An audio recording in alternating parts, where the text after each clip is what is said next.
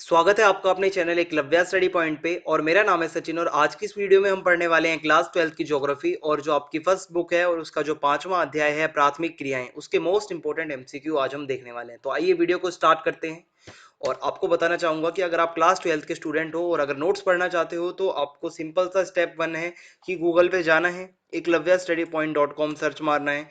आपके सामने कुछ ऐसा इंटरफेस खुलेगा। फर्स्ट वेबसाइट जो है ये eklavyastudypoint.com, इस पे आपको क्लिक कर देना है। फिर आप हमारी वेबसाइट के अंदर आ जाओगे। ये 3 लाइनें जो आपको दिख रही हैं ये कैटेगरी की लाइन है। इस पे क्लिक करने के बाद आपके सामने क्लासेस की कैटेगरी आ जाएंगी और फिर आप क्लास 12 पे क्लिक करेंगे। एंड देन उसके बाद आपके सामने जो है सब्जेक्ट्स खुल जाएंगे अलग अलग, जैसे कि हिंदी, इको, इंग्लिश। तो जो भी सब्जेक्ट्स के नोट्स आप पढ़ना चाहते हैं आप जाके यहाँ से फिर पढ़ पाएंगे। और अगर आपकी कोई प्रॉब्लम या कोई डाउट हो तो आप मुझे इंस्टाग्राम पे फॉलो कर सकते हैं, मेरा यूजर नेम आपके सामने है। तो आइए स्टार्ट करते हैं।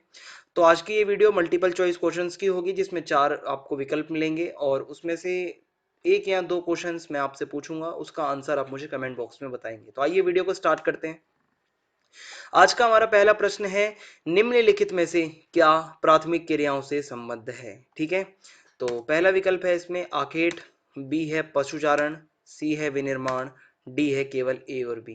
तो देखिए, जो हमारी प्राथमिक क्रियाएं होती हैं, ठीक है, उसके अंदर एक तो आप जब देखोगे तो आखेट भी होता है और पशुचारण भी होता है, जबकि विनिर्माण तो एक अलग ही क्रिया है, आपको पता होगा। तो इसमें जो सही आंसर होगा वो डी होगा, क्योंकि इसमें लिखा है केवल ए और बी, यानी कि आकेट और पशुचारण। दूसरा प्रश्न है अब आपके सामने, प्राथमिक क्रियाएं प्रत्यक्ष रूप से निम्नलिखित में से किस पर निर्भर हैं। ठीक है, जो प्राथमिक क्रियाएं होती हैं वो किस पे डिपेंडेंट होती हैं, उद्योगों पर, या बी परिवहन पर, सी श्रमिकों पर, डी पर्यावरण पर। तो जो प्राथमिक क्रियाएं होती हैं वो पर्यावरण पर जो है निर्भर होती हैं पूरी तरीके से, तो डी इज करेक्ट। तीसरा प्रश्न है अब आपके सामने, आदिम कालीन समाज निम्नलिखित में से किस प्रकार के पशुओं पर आश्रित था। ठीक है, जो हमारा पुराना समाज था आदिम कालीन, वो किस प्रकार के पशुओं पर आश्रित था, जंगली, पालतू, या फिर जंगली तथा पालतू दोनों, या फिर इनमें से कोई नहीं। तो जो हमारा आदिम समाज था वो जंगली पशुओं पर आश्रित था, तो ए सही आंसर होगा। चौथा प्रश्न है अब आपके सामने, निम्न में से जैपोटा वृक्ष के दूध से क्या बनाया जाता है। ठीक है, ए है मक्खन, बी है कुनैन, सी है चिकल, या डी है पेय पदार्थ। तो जो जैपोटा वृक्ष का दूध होता है उससे जो है चिकल बनाया जाता है। ठीक है, तो सी जो ऑप्शन है ये सही हो जाएगा। पांचवा प्रश्न है अब आपके सामने, रेन डियर विश्व के किन क्षेत्रों में पाया जाता है। ठीक है, ए है अफ्रीका, बी है भारत, सी है तिब्बत और डी है आर्कटिक और उत्तरी ध्रुव।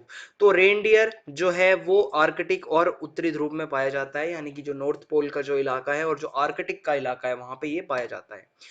छठा प्रश्न है आपके सामने, भूटिया लोग किस पर्वतीय क्षेत्र से संबंधित हैं।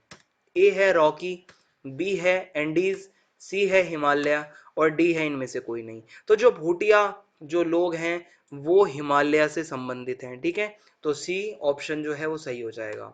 सातवां प्रश्न है अब आपके सामने, निम्नलिखित में से कौन सा देश पुष्प उत्पादन में विशिष्टीकरण रखता है। ठीक है, यानी कि जो फूल होते हैं, जो पुष्प होते हैं, उनके उत्पादन में कौन विशिष्टीकरण रखता है। ए है भारत, बी है पाकिस्तान, सी है नीदरलैंड, डी है कनाडा। तो देखिए, जो पुष्प उत्पादन में अगर हम बात करें तो नीदरलैंड वो देश है जो कि इसमें विशिष्टीकरण रखता है, तो सी ऑप्शन इज करेक्ट।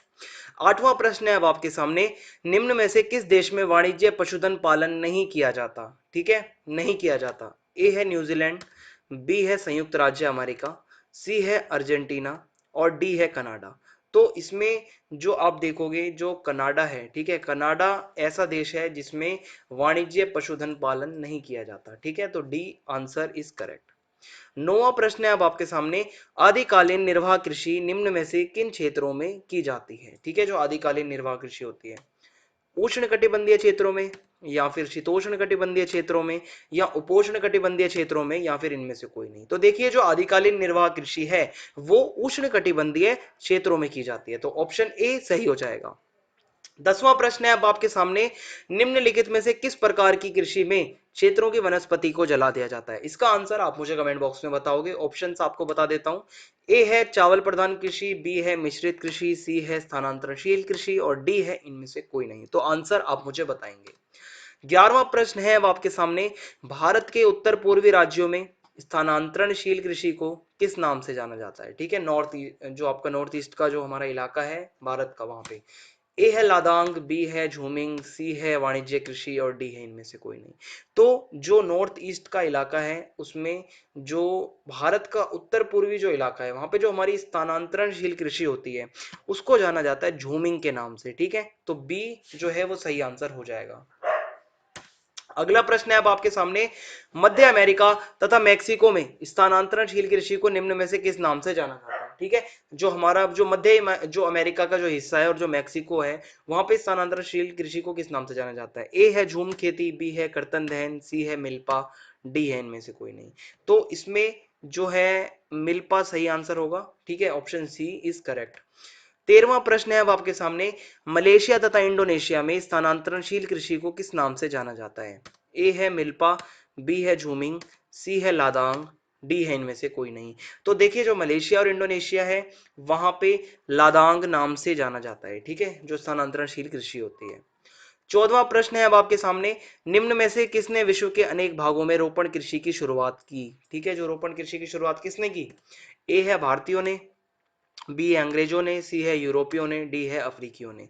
तो रोपिंग कृषि जो होती है, जो ये रोपण कृषि है, ठीक है, इसकी जो शुरुआत है वो करी थी यूरोपियों ने। ठीक है, तो 14वें प्रश्न का सही आंसर हो जाएगा सी, यानी कि यूरोपियों ने।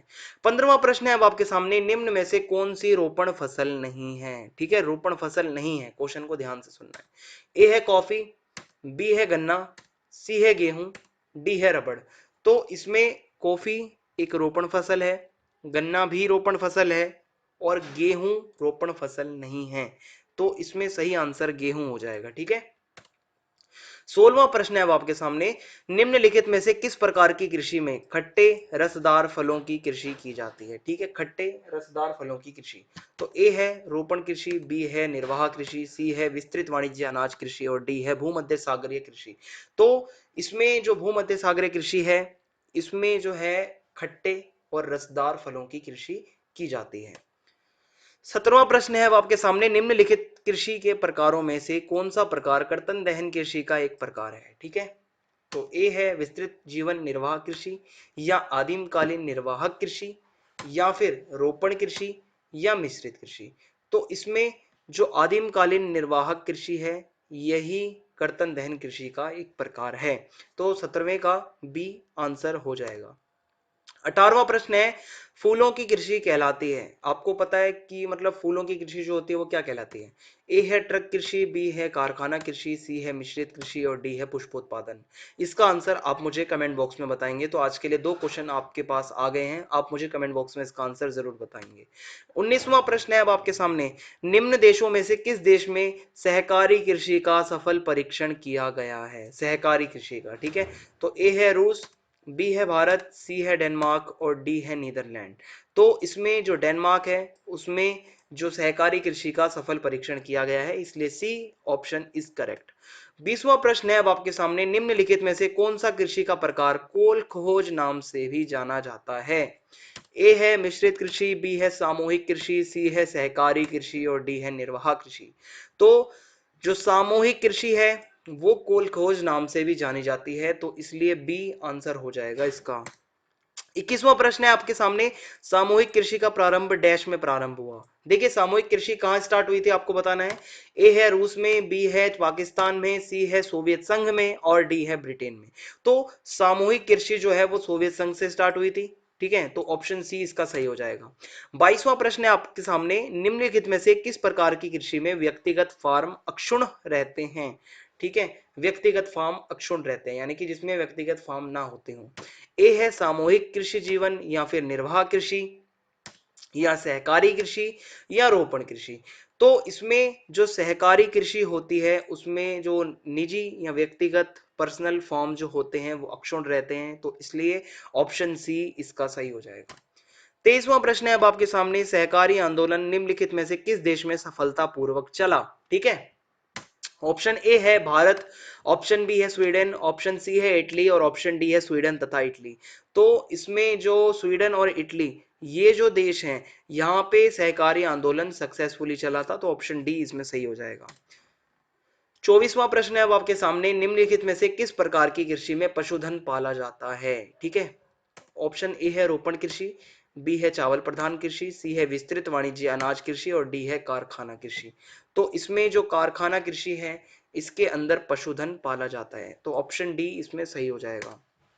25वां प्रश्न है अब आपके सामने, जिन प्रदेशों में कृषक केवल सब्जियां पैदा करते हैं इसको डैश का नाम दिया जाता है, केवल सब्जियां। तो ए है मिश्रित कृषि, बी है ट्रक कृषि, सी है डेयरी कृषि और इसमें डी है सहकारी कृषि। ठीक है, तो ए बी सी डी चार ऑप्शन आपको मैंने बताए हैं। अब इसमें जो ट्रक कृषि है, ठीक है, ये इसका सही आंसर होगा क्योंकि ट्रक कृषि में जो कृषक होता है केवल सब्जियां पैदा करता है।